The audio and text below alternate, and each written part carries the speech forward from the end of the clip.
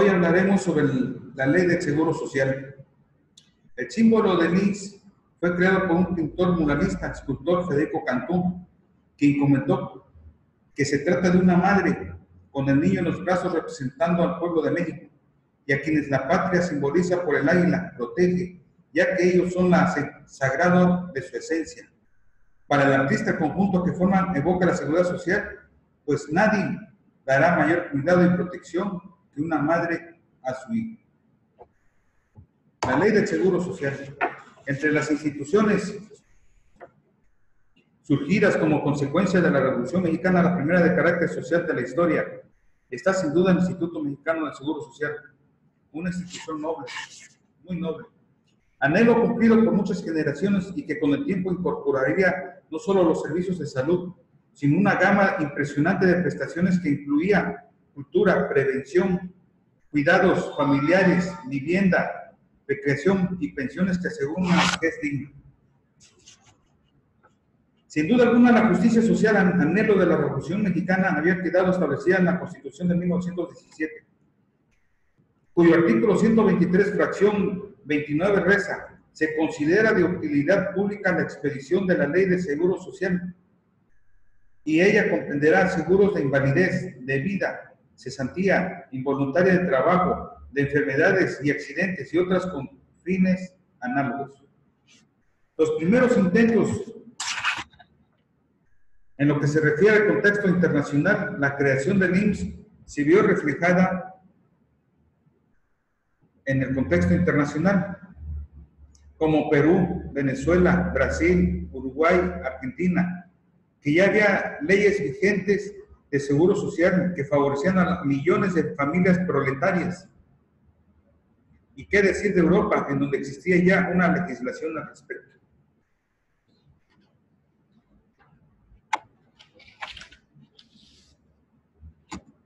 En 1925, el gobierno del general Álvaro Obregón elaboró el primer proyecto de ley del Seguro Social, el cual no llegó a cristalizar, sin embargo, sirvió para canalizar una corriente de opinión favorable a este tipo de disposición. En este año también se estableció la Dirección General de Pensiones Civiles del Retiro para empleados federales. En 1932 a 1940 se elaboraron diversos proyectos de seguridad social en los departamentos de Trabajo y Salubridad, en las Secretarías de Gobernación y de Hacienda, en la Comisión de Estudios de la Presidencia de la República, mas sin embargo ninguno prosperó.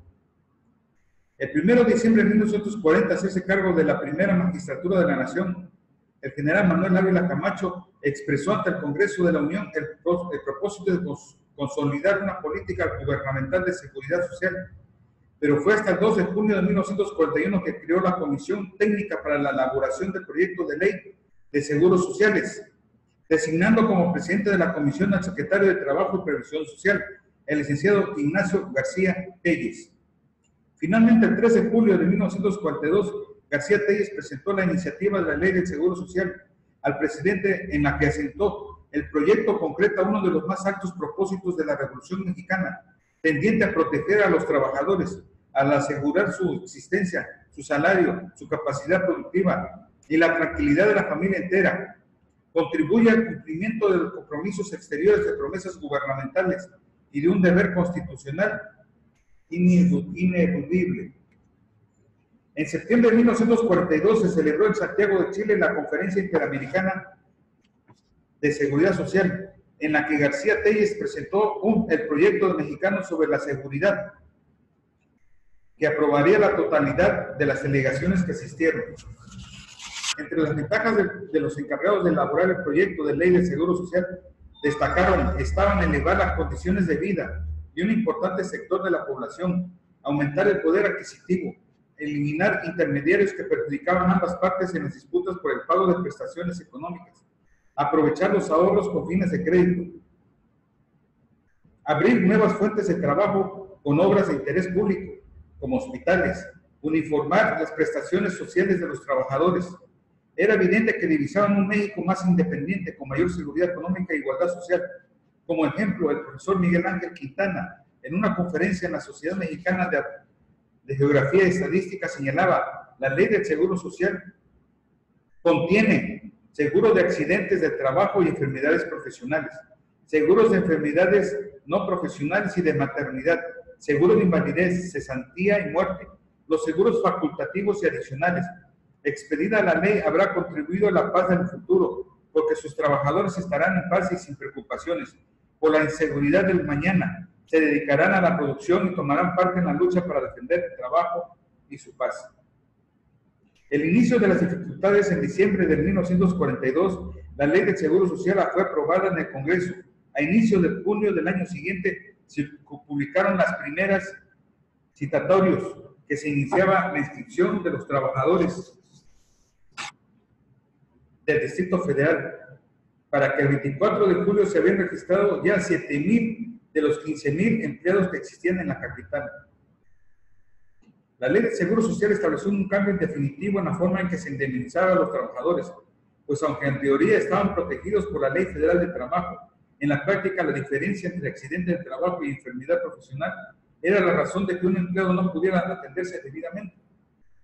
A lo largo de 1943 el IMSS se preparó para la apertura de sus servicios. Contaba entonces con 207 empleados y su primer centro de operaciones estuvo en la calle de 16 de septiembre, con un espacio más amplio para realizar las primeras inscripciones de patrones y asegurados. El primer servicio médico se dio a los empleados del IMSS en el edificio de la primera sede, para que después se instalara algunos consultores y la farmacia en la calle Ignacio Mariscal.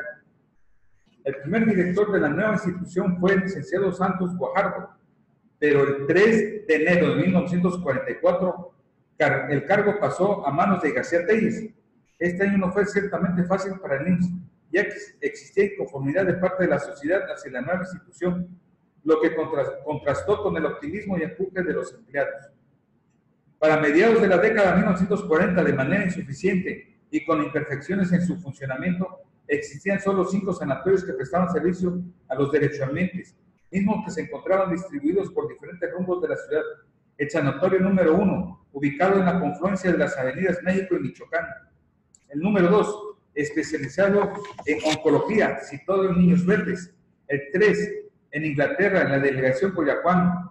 4, el que prestaba servicios de traumatología en las instalaciones de lo que había sido el Hospital Italiano. Y el último, 5, urológico, en la calle de Colima. Luego se agregaría el Hospital de Neuropsiquiatría en la colonia Santa María. Pensar en grande. Dadas las incomodidades y restricciones que en estos hospitales presentaban, las autoridades se dieron a la tarea de elaborar un plan de reconstrucción de hospitales modernos y amplios, dotados de personal, equipo suficiente, capaces de alcanzar una medicina de excelencia. El IMSS, todavía dentro del sexenio de Ávila Camacho, se planteó la urgente necesidad de levantar 4 hospitales de la zona repartidos en los cuadrantes de la entonces todavía pequeña Ciudad de México. Pues con el auge que durante esos años alcanzaba la industria en la capital, el número de obreros afiliados al instituto había crecido considerablemente. Los nuevos centros fabriles se habían establecido precisamente en la entonces periferia del Distrito Federal, por lo que resultaba imperioso que a los trabajadores se les pudiera atender cerca de sus centros de trabajo. De tal suerte que se propuso la construcción de un auténtico centro hospitalario que diera a los trabajadores mexicanos los servicios de atención médica especializados y contara con todos los adelantos en materia de salud. Para tal efecto se llevó a cabo un concurso, el cual acudieron los más destacados arquitectos y presentaron proyectos para la construcción del primer hospital de la zona, frente al monumento La Raza.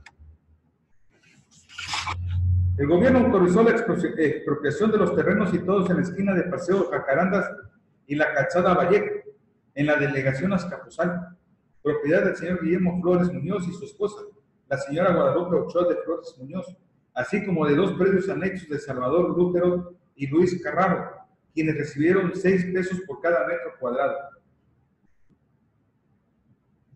De un total de 130 proyectos, se eligió el de Enrique Yáñez, en colaboración con Raúl Cacho y Alberto Aray. Asimismo, el doctor Neftalí Rodríguez y el arquitecto Hans Meyer presentaron el 21 de mayo de 1945 el programa médico arquitectónico, que incluía un estudio en el que se mostraban los locales con los que debería contar el nuevo hospital.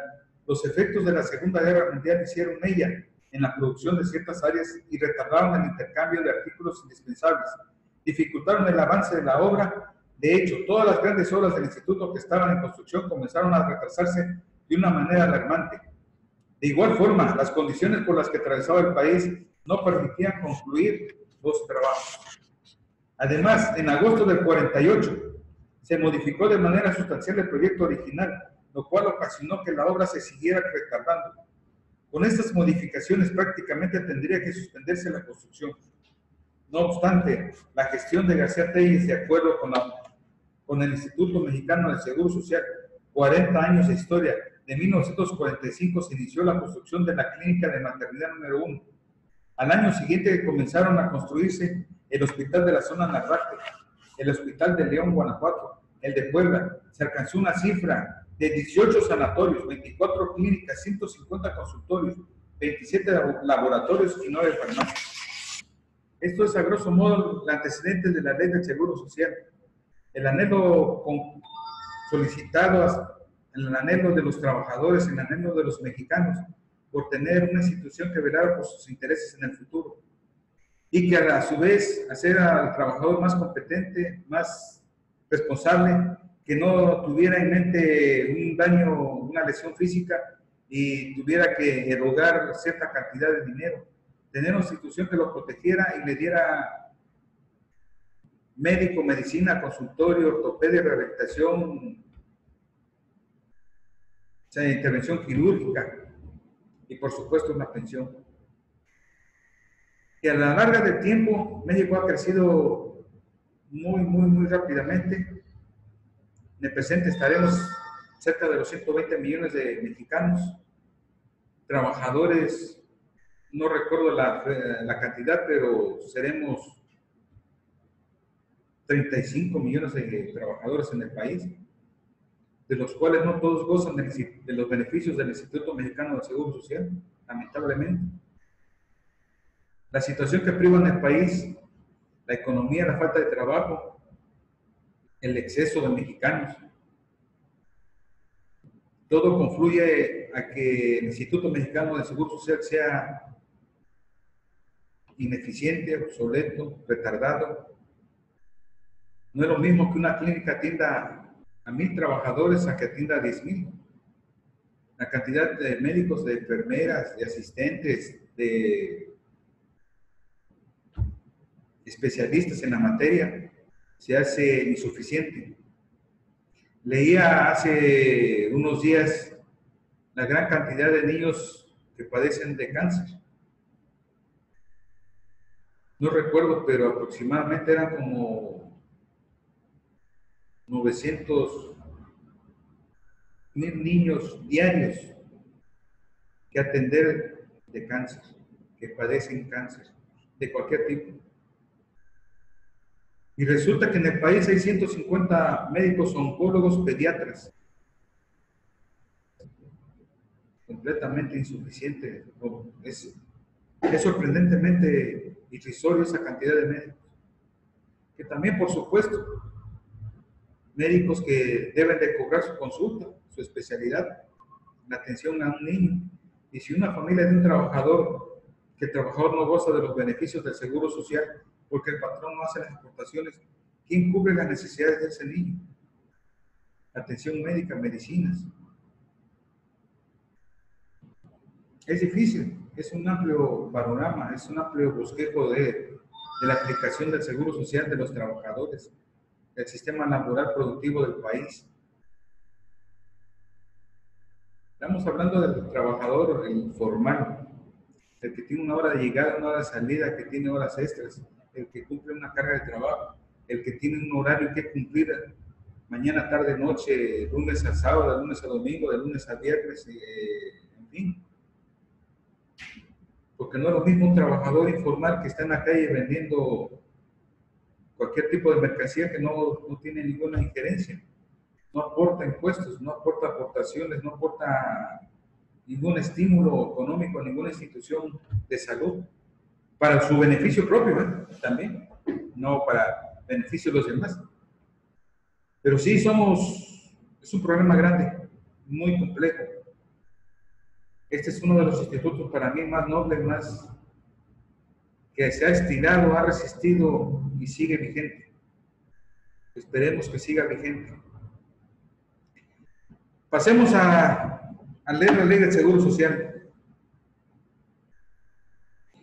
La presente ley es de observancia general en toda la República, en la forma y términos que la misma establece.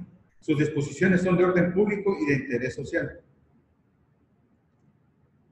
Para los efectos de esta ley se entiende la Ley de Seguro Social, el Código Fiscal, la Ley de Seguro Social, que tiene sobre todo por vigilar y atender. Se atiende, comprende dos ramos, el régimen obligatorio y el voluntario.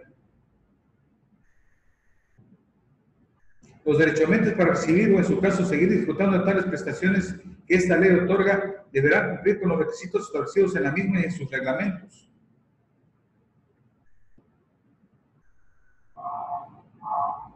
El régimen obligatorio comprende los seguros de riesgos de trabajo, trabajadores, enfermedades y maternidad, invalidez y vida, retiro, cesantía avanzada y vejez, guarderías, prestaciones sociales, guarderías, tema de moda hoy. Artículo 12. Son sujetos del aseguramiento del régimen obligatorio las personas que de conformidad con los artículos 20 y 21 de la Ley Federal del Trabajo presten en forma permanente o eventual a otras de carácter físico, moral, unidades económicas sin personalidad jurídica, un servicio remunerado, personal y subordinado, cualquiera que sea el acto que le dé origen y cualquiera que sea la personalidad jurídica o la naturaleza económica del patrón, aun cuando éste, en virtud de alguna ley especial, esté exenta de pago de contribuciones. Los socios de sociedades cooperativas, no. En pocas palabras, no hay ninguna razón para que una empresa no afile a su trabajador o trabajadores al Instituto Mexicano del Seguro Social.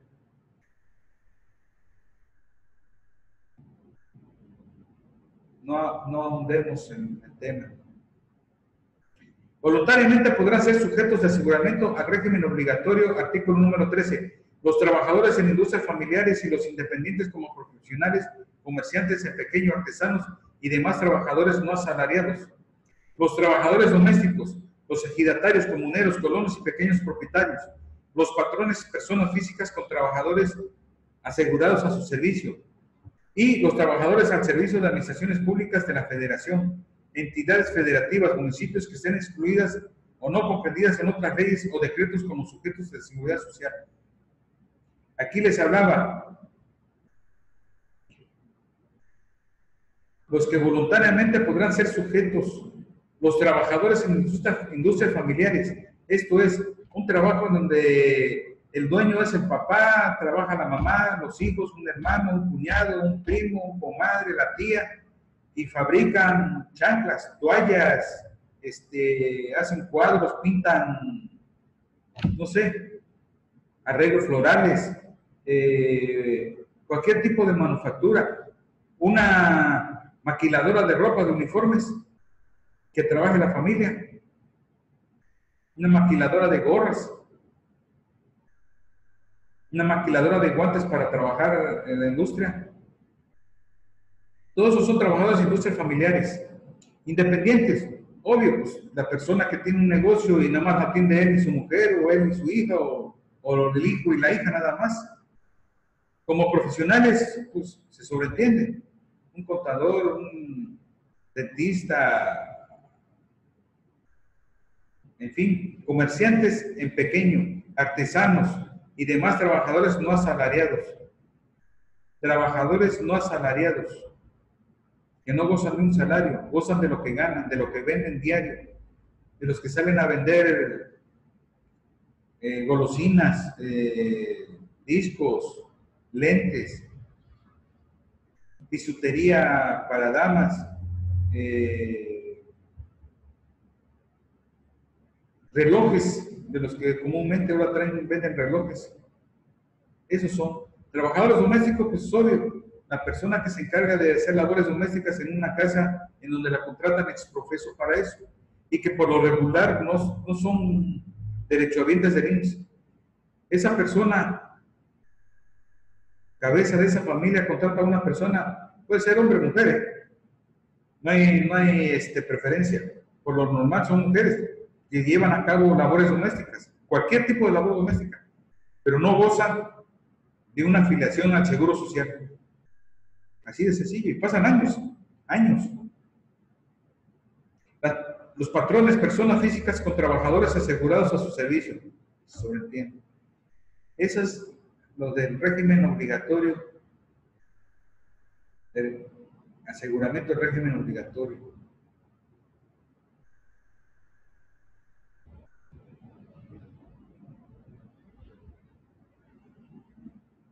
Artículo 15. Los patrones están obligados a registrarse e inscribir a sus trabajadores en el instituto, comunicar sus altas y bajas, las modificaciones de su salario y los demás datos dentro de plazos no mayores de 5 días hábiles.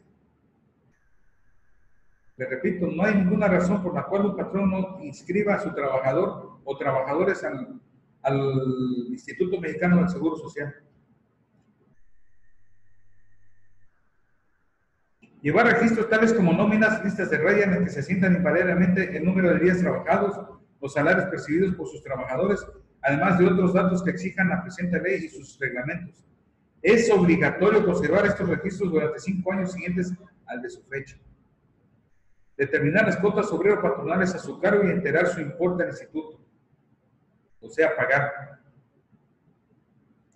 Proporcionar al Instituto Mexicano del Seguro Social los elementos necesarios para precisar la existencia, naturaleza y cuantía de las obligaciones a su cargo, establecidas por esta ley y los reglamentos que correspondan. Permitir las inspecciones y visitas domiciliares que practica el Instituto, las que se sujetarán a lo establecido por esta ley, el código y los reglamentos respectivos.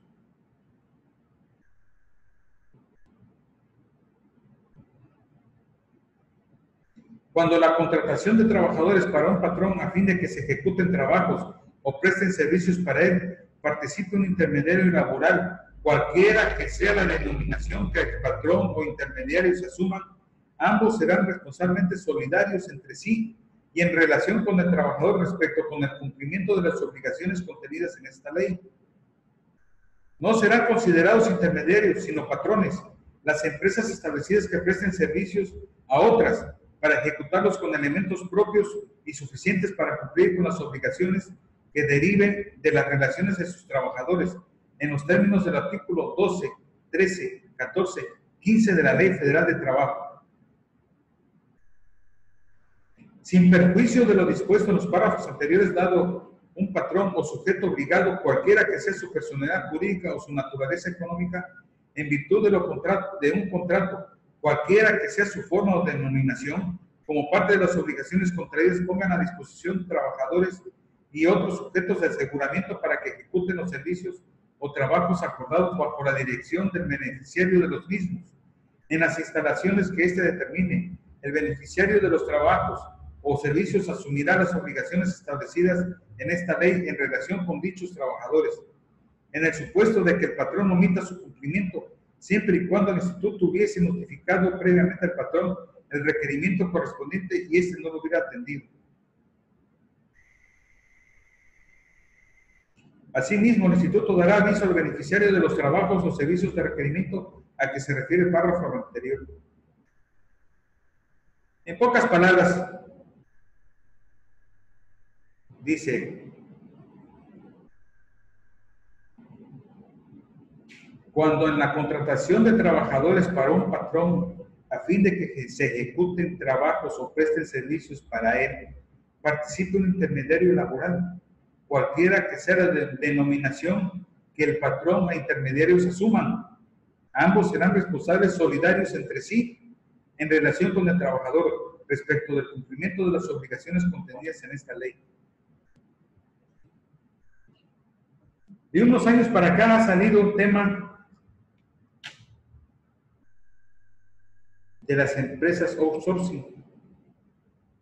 Una empresa que te proporciona a ti, patrón, a ti empresario, personal para vigilancia, las clásicas de seguridad privada, empresas personal para su limpieza, X, empresas de cualquier índole proporciona una fuerza laboral a una empresa contratada para el efecto.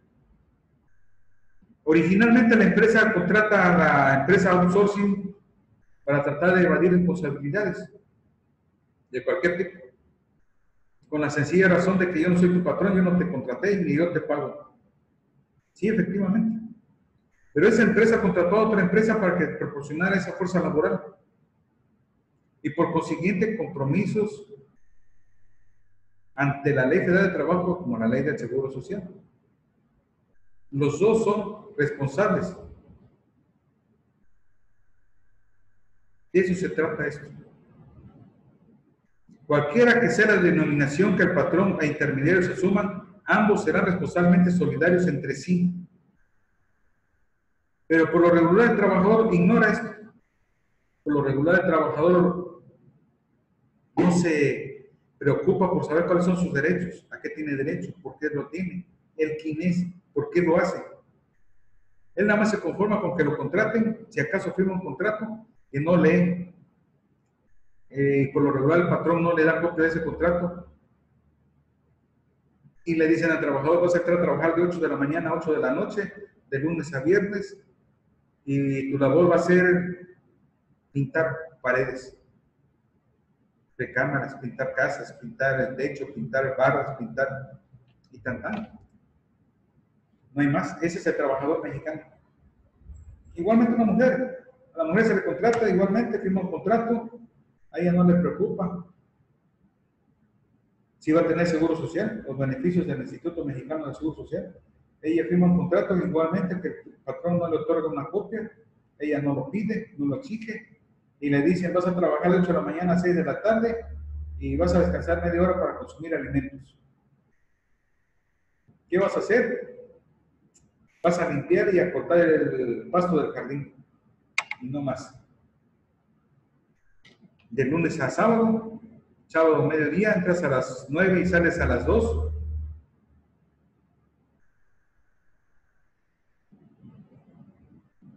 La falta de la cultura del mexicano es no leer cuáles son sus derechos. Pero así como tiene derechos, tiene obligaciones. Volvemos al tema, ley del Instituto Mexicano del Seguro Social. Es una ley en la cual vela por los intereses del trabajador en todos sus aspectos, en su salud física, mental, en su salud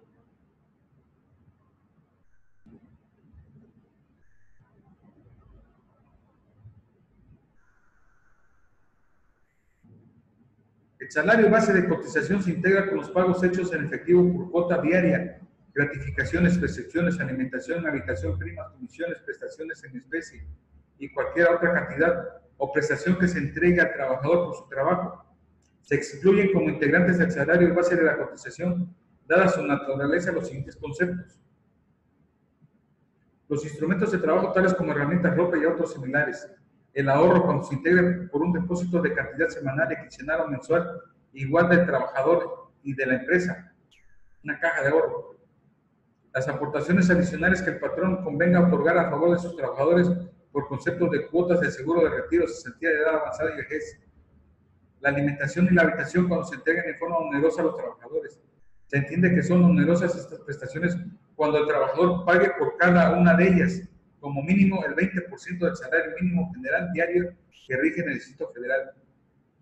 Las expensas en especie o en dinero, siempre y cuando su importe no rebase el 40% del salario mínimo general.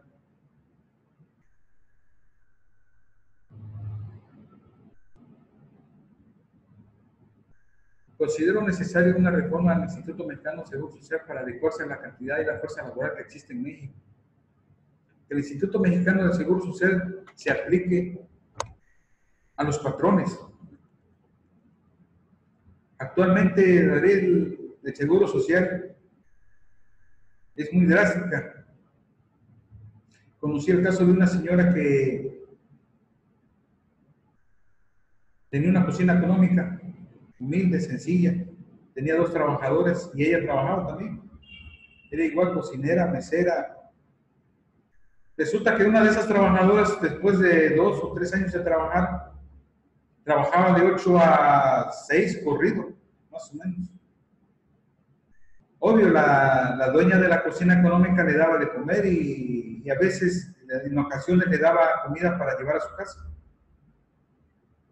Comida diversa.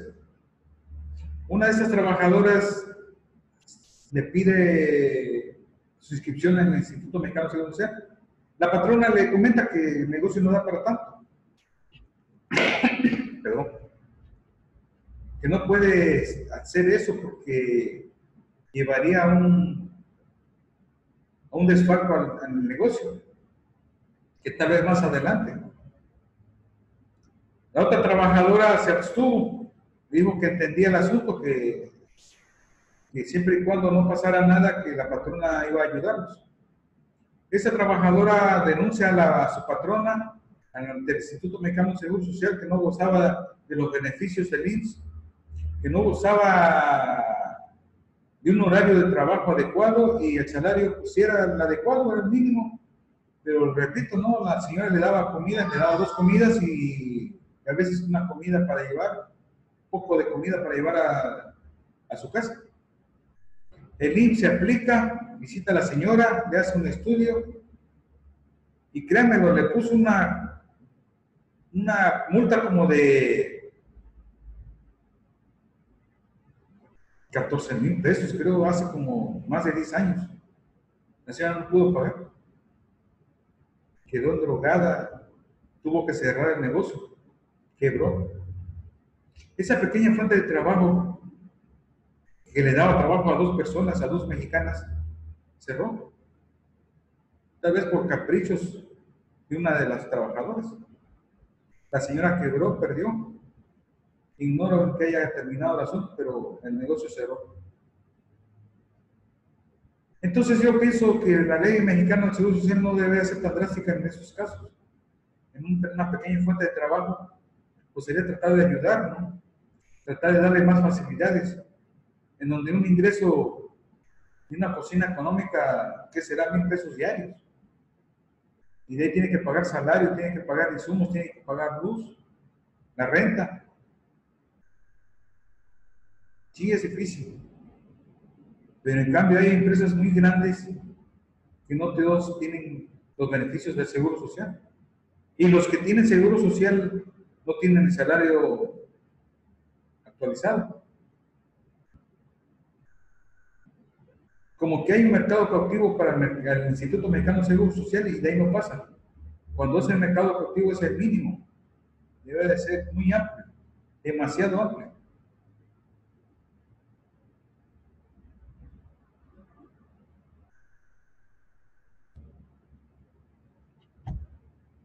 Esa es la ley del Seguro Social.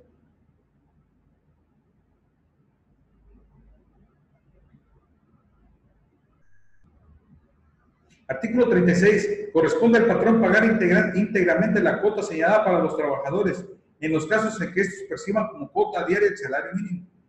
Esto es, cuando el trabajador goza del salario mínimo diario, el patrón es el que debe pagar la cuota íntegra al Instituto Mexicano de Seguro Social. De no ser así, ya hay una disminución de pago entre el trabajador y el patrón a favor del IMSS.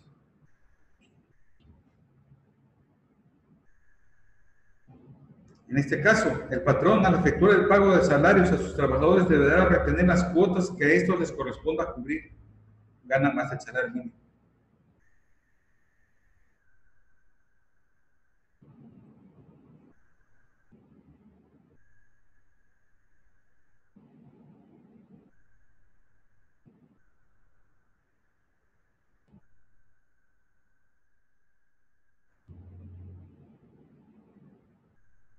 Capítulo 3. Seguro de riesgos de trabajo. Riesgos del trabajo son los accidentes y enfermedades a que están expuestos los trabajadores en ejercicio o con motivo de su trabajo. Se considera accidente de trabajo toda lesión orgánica o perturbación funcional inmediata o posterior a la muerte, producida repentinamente en ejercicio o con motivo de trabajo, cualquiera que sea el lugar y el tiempo en que dicho trabajo se preste. También se considera accidente de trabajo el que se produzca al trasladarse el trabajador directamente de su domicilio al lugar del trabajo o viceversa. Enfermedad de trabajo es todo estado patológico derivado de la acción continua de una causa que tenga su origen o motivo en el trabajo o en el medio en que el trabajador se ve obligado a prestar sus servicios. En todo caso, serán enfermedades del trabajo, las consignadas en la Ley Federal del Trabajo. Cuando el trabajador asegurado no esté conforme con la calificación del accidente o enfermedad, haga del instituto de manera definitiva, podrá interponer el recurso de inconformidad.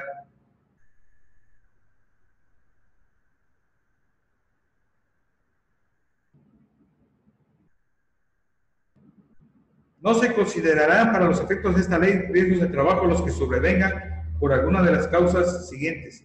Si el accidente ocurre encontrándose el trabajador en estado de embriaguez, obvio. Si el accidente ocurre encontrándose el trabajador bajo la acción de algún psicotrópico, narcótico o droga enervante. Si el trabajador se ocasiona intencionalmente una incapacidad o lesión. Si la incapacidad o siniestro es el resultado de alguna riña o intento de suicidio. Si el siniestro es resultado de un delito intencional del que fuera responsable el trabajador. En los casos señalados en el artículo anterior se observarán las siguientes normas. El trabajador asegurado tendrá derecho a las prestaciones consignadas en el seguro de enfermedades y maternidad. Aquí es muy común que en México sucedan esas cosas. Prestaciones en especie. El asegurado que sufra riesgo de trabajo tiene derecho a las siguientes prestaciones: asistencia médica, quirúrgica, farmacéutica, hospitalización, prótesis, ortopedia y rehabilitación. Eso es lo que goza un trabajador afiliado al Instituto Mexicano del Seguro Social. Después, como prestaciones en especie. Prestaciones económicas. Asegurado que sufra un riesgo de trabajo tiene derecho a las siguientes prestaciones: su incapacidad para trabajar recibirá mientras dure la inhabilitación el 100% de su salario que estuviese cotizando en el momento de incurrir el riesgo. Lo principal, que el trabajador no tenga ninguna incertidumbre de su salario mientras se encuentra convaleciente. Al declararse la incapacidad permanente total del asegurado, este recibirá una pensión mensual definitiva equivalente al 70% de su salario en que estuviera cotizando en el momento de ocurrir el riesgo. En el caso de enfermedades de trabajo se calculará en el promedio del salario base de cotización del 50% y las que tuviera si su aseguramiento fuese por un tiempo menor para determinar el monto de la pensión. Igualmente, el incapacitado deberá de contratar un seguro de sobrevivencia para el caso de su fallecimiento, que otorgue a sus beneficiarios las pensiones y demás prestaciones económicas a que tenga derecho en los términos de esta ley. Esto es una parte sumida de lo que es el Instituto Mexicano del Seguro Social. Los beneficios, la protección que recibe el trabajador, la obligación del patrón de inscribir a sus trabajadores. El patrón, esto es una seguridad que excluye al sufrir el trabajador un accidente, una caída, una enfermedad. Él pierde cualquier responsabilidad y se la otorga al Instituto Mexicano de Seguro Social, y el Instituto Mexicano de Seguro Social se hace cargo de ese trabajador y le vuelve a dar los gastos en especie, los beneficios en especie.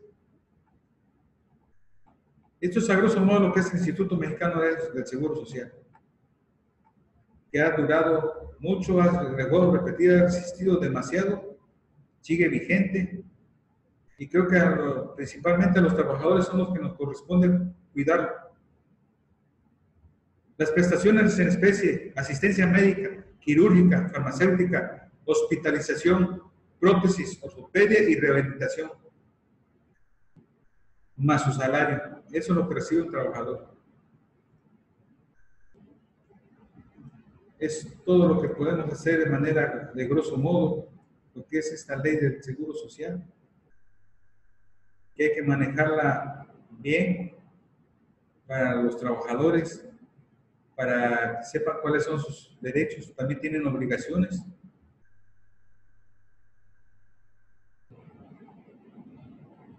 Eso es todo por hoy. Quedo a sus órdenes.